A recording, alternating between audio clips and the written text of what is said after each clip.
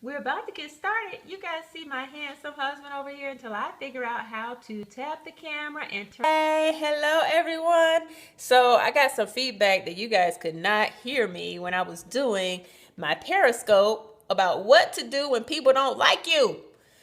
So let's get this thing started on this Monday night. The way this came about, I had a client, we were talking last night, and she was a little down because she said she was at work and she came out of her office and she found out they were having an office party. And so they didn't let her know.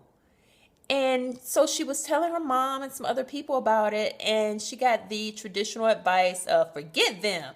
You don't need them. Bump them.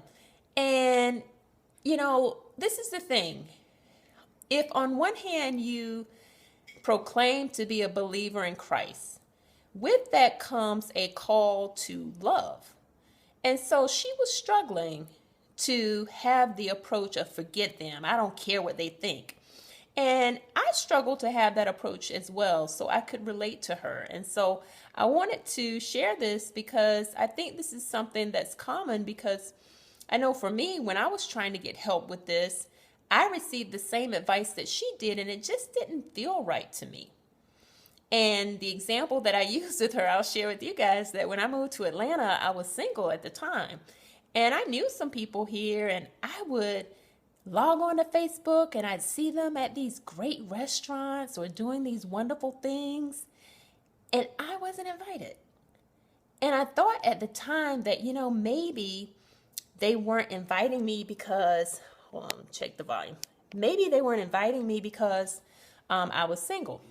Well, I've been married now almost 2 years and they're still not inviting me. So the message to Cledra is they're just not that into me. Okay. They clearly don't care for my company. And I'm basing that on behavior, not just feelings. If someone consistently doesn't invite you to something, okay, get the clue. They don't want you there. And so this is the thing. I don't think there's anything wrong with acknowledging that that hurts. Somewhere along the way, I think we got the message, unfortunately, as Black women especially, that it's strong. It's a sign of weakness to admit that you're hurt. Never let them see you sweat, and just don't, be fazed by anything. And the truth is, it takes a lot of energy to say you don't care. And not judging women who take that approach, I'm more speaking to women who don't want to take that approach, and to invite you to say that it's okay if that's your wiring, and it's certainly mine. I do care. It does bother me. However, I don't stay there. You don't want to care to a point where you then get into destructive habits like overeating or overspending or wallowing in it or having some pity party or wondering what's wrong with you. The truth of the matter is there will always be people who just aren't that into you. There will always be people who don't like you.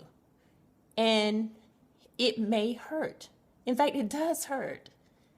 And the issue is, what do you do about it? Where do you go from there? And the thing that I offer to my client is you then pamper yourself. I really enjoy nice workout gear. So you guys who follow me, you know that I have so many headbands. So sometimes when I'm hurting, I'll order a new headband. That's why I have so many of them. So, or I'll go to Sports Authority and get something new to work out in, or I'll go to Nike.com, Macy's.com. The point is to take care of that hurt. Acknowledge it, and then do something for yourself, and then move on. So I hope you guys enjoyed this. If you didn't, you may just not be that into me.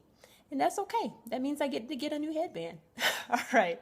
Talk to you guys later. Bye.